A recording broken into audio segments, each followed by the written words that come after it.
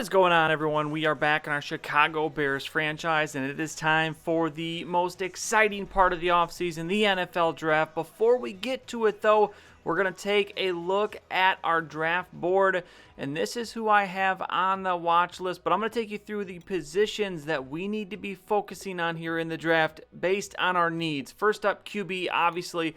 That is the number one need. We currently have no quarterbacks on our roster. We traded Jay Cutler to the Browns in the last episode. So this is what we're looking at. Metcalf has an A- throwing power, and that's really the difference between him and Dudley, where I prefer Dudley a little bit more because he has A throw power and also looks to be a little bit more athletic, even though he is being called a pocket passer. So hopefully one of those two guys falls to us. Otherwise, we do have a fifth rounder that we're looking at. Cornerback is going to be our second position of need.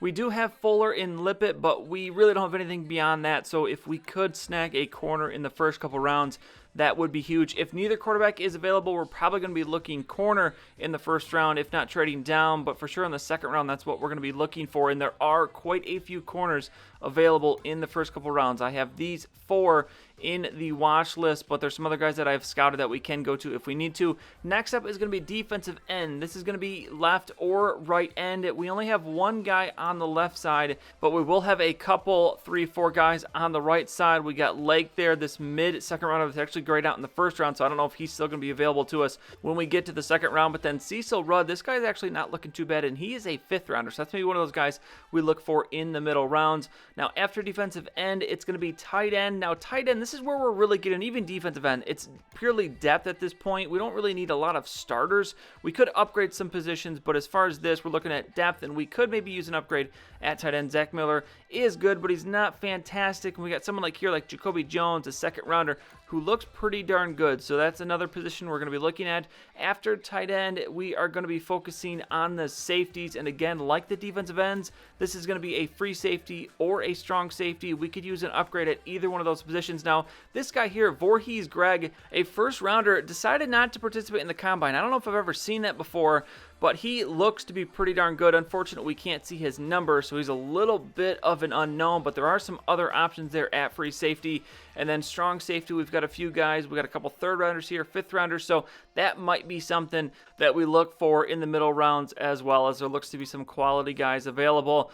And then the last position that we're going to be looking at after the safeties, and there are maybe a couple other positions that we could pay attention to, but middle linebacker is a position that I would like to upgrade in terms of our backups. We've got 2 quality starters, but after that, we've got some mid-60s players, so I'd like to find someone that can maybe be a little bit more quality backup, especially if we lose either of our 2 starters. So there's a couple guys here, especially that 6th rounder there, that looks really, really good, so that could be something we could look to steal late. But this is what we're working with here. This is our watch list, so we'll see how the draft is going to go. Now, as far as the quarterback situation is looking, I discussed last episode about trading for a couple QBs. Dak Prescott, I'm not going to trade for him. Tony Romo is out into the beginning of the next season. He's 37 years old. Just doesn't make sense that the Cowboys would trade him. And then Connor Cook is still definitely maybe an option depending on how this draft plays out. I'm going to try and address our QB problem in the draft. If for some reason both QBs get drafted, then we'll maybe look at trading for Connor Cook or possibly trading for maybe another veteran somewhere else in the league. So that's the plan, and now it is time to see how it plays out as we begin the draft. We're going to go through each pick here up until our first rounder. So the 49ers will have the first pick, and they are going to take the first overall player on the board, the left tackle, Gales. Next up is the Jaguars, and I'm not really actually seeing, looking down here, I'm not seeing any teams in these top 7 that are probably in need of a QB. A left end is going to go to the Jaguars. The Lions are going to go left tackle. Left tackle is really heavy at the top of the draft board. Also, corner, as I said, is heavy in the first round, so hopefully we'll see quite a few of those taken and not any QBs. Outside linebacker are going to go to the Browns with the 4th pick. There is the first QB, and interesting, the Dolphins take Metcalf, which, well, I guess they're going to move on from Tannehill, so maybe that opens up Ryan Tannehill as being an option for us to trade for. But now the Cardinals are going to be up next at number 6. They will be taking an outside linebacker, so all things looking good. Just 4 more picks until we are up. The Colts next will be taking an outside linebacker as well, so that's good to see. Next up is going to be the Chiefs at number 8. They will take a wide receiver, so the first wide receiver off the board. Nice pick there from the Chiefs. Next up is the Tampa Bay Buccaneers. They'll take a corner. Gunter going to be taken there. And then one more pick. Please do not be a QB. And no, it is not. Burns, the outside linebacker, which means Zach Dudley is there. I said I wanted one of those two guys, and he is here for us to take him. I honestly didn't think either guy would make it through the top 10. I thought somebody would trade up to take a QB because there are a couple other teams that could use a quarterback, but he's going to be here. A power, B plus throwing accuracy short, B throw on the run. He has pretty good numbers for his combine, but we're going to find out now. Please, is he going to be good? Yes, he is. 80 overall, 13th in true talent, and he has the superstar development. So looks like we have hit a home run with our quarterback. 94 throw power, 86 short, 82 medium, and 80 long. So all three accuracies over 80. That could not have gone better for a first pick. Now we move on to round number 2. And look who's at the top of this list. Greg, the no combine free safety first round grade is still out there. And I'm seeing, obviously, there's some positions that we could address. Left tackle is there. Corner, that was our next position, but there's only third rounders left. A lot of corners got taken in the first round, so already it looks like we've kind of struck out there. No left ends are available. There is a right end, Martez Lake. He is a second round grade, so he's definitely an option here at this pick. Also, if we look at tight end, there is Jacoby Wolf. He is a second round grade. There's actually a first rounder, but he is not quite rated as highly. And Wolf may be an option here, right end, tight end, but you know what? It's kind of intriguing to see this guy, and he is the 4th overall available player. And at this point, I'm thinking it's probably best to just go with the best available player. Still trying to fill some needs, which free safety, that does fill a need that we have. So even though he does not have a combine grade, I think we should take the chance here, and we will draft for He's Greg, and he will be, oh my gosh, an 81 overall, the number 2 rank in true talent. How the heck did this guy make it through the second round? Now, he is only a normal development, but 90 acceleration, 82 pursuit, 83 zone, 88 speed, 86 hit power, 74 man coverage, 75 tackle. This dude is a monster. How the heck did he make it into the second round? That's unbelievable. So we have struck gold with our first 2 picks. Let's see if we can keep it rolling here. Round number 3, we have a left tackle here with a second round grade, and then we have more safeties. We've kind of figured that out there. Middle linebacker, Darren Bibb, but he's a third round grade. And as I just said, I kind of want to stick to more of a best available. So I'm kind of looking here at Max Tatum here at the top, second round grade, B plus pass block, B minus run block, C plus impact.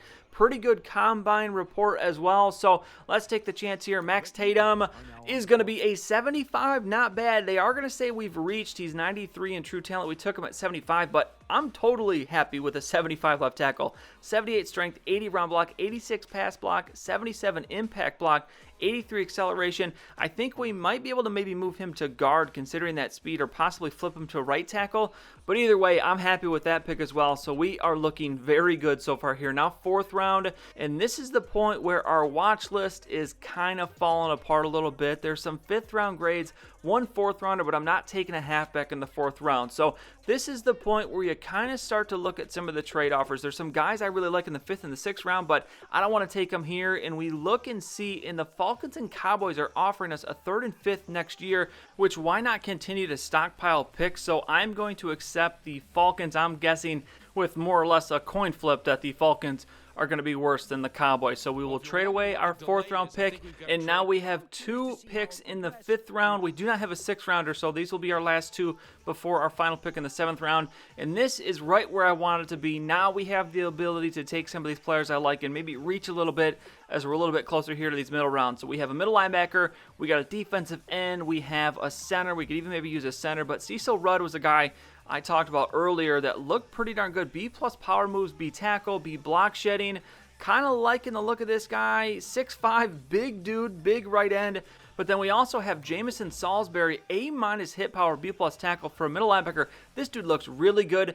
I'm going to go with the higher rated guy. I'm hoping both will be available here. Well, I'm hoping Salisbury will be available in a couple picks, but I'm going to go Cecil Rudd here with our 5th rounder. Hopefully he turns out well, and he does. We continue our hot streak at 78 overall, 30 in true talent. Look at this dude, 92 strength, 83 tackle, 83 block shedding, 89 power moves, 73 finesse moves, is a little bit bit lower, 82 acceleration, but I didn't plan on drafting a starter at defense end, but he could start on the left side. He is higher than our current starter. And then our next pick here in the 5th round, Salisbury is still there. Now there is a center, there's a couple D tackles there, but middle linebacker, that's one of the positions I said we needed to fill, and I think this guy fits the perfect mold that we're looking for in terms of upgrading our depth at middle linebacker. So Salisbury, A- hit power, you see the combine grade 7.6. That's one of the higher combine grades I saw.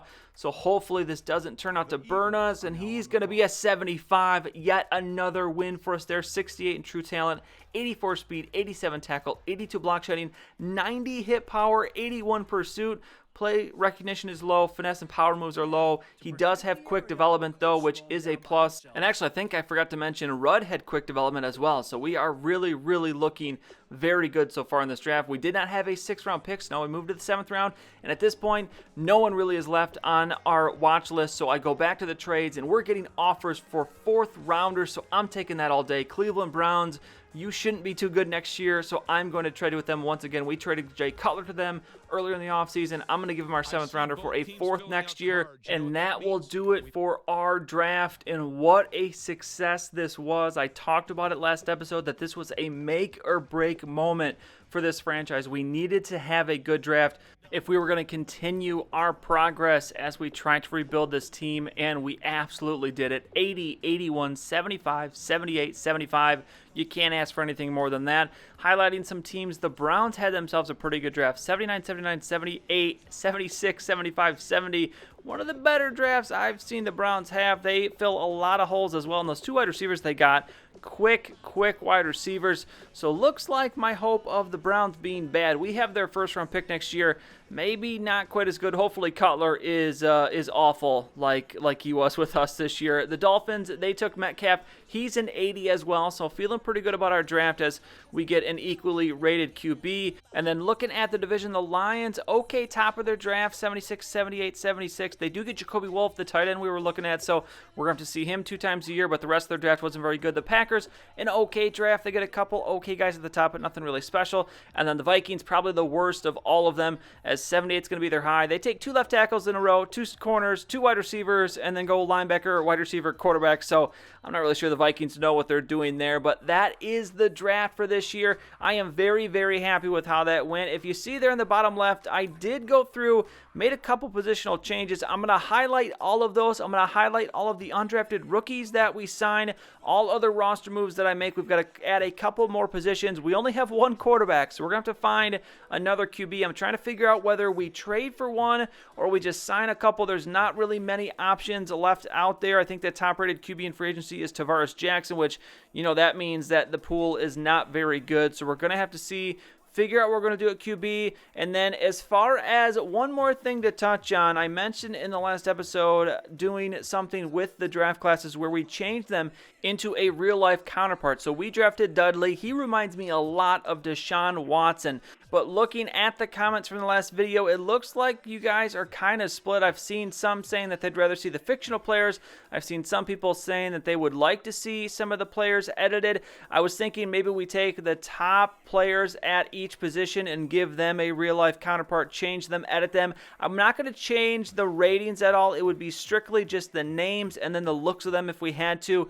Obviously the school as well, just to kind of add a little bit extra wrinkle to this franchise. I really miss when we had NCAA and we could import draft classes. I always love to have those real players, and I think having the fake ones, while it still works, obviously, it doesn't give you the quite same connection that it would when you have real life players, real names out there that you can recognize and know who they are. So last time I'm going to bring this up, and I only bring it up the one more time because I didn't really see a clear-cut winner in terms of either leaving the draft classes or editing them. So leave a comment down below. Where do you stand? Edit or don't edit? We could even maybe just edit our class. I know that's not quite still the same, but at least we would have some connection with our own players, so that is another option. But other than that, that is it for the offseason. We are now into the preseason of season number 2. Again, I will give you a look at the roster before we play our first game next time. It looks like we're playing the Broncos in week 1. We'll get our first look at our new quarterback. We'll figure out what we're going to do with the rest of the roster, and then we will get into season number 2. I'm excited for this team after this draft. I think we made some really good pickups. I think this team is immediately better, and I am looking forward to season number 2. Maybe we can sneak our way into the playoffs this time. But that's going to be it for this episode. If you enjoyed it, please go ahead and give it a like. I'd really appreciate it. And subscribe to see any future videos that I make.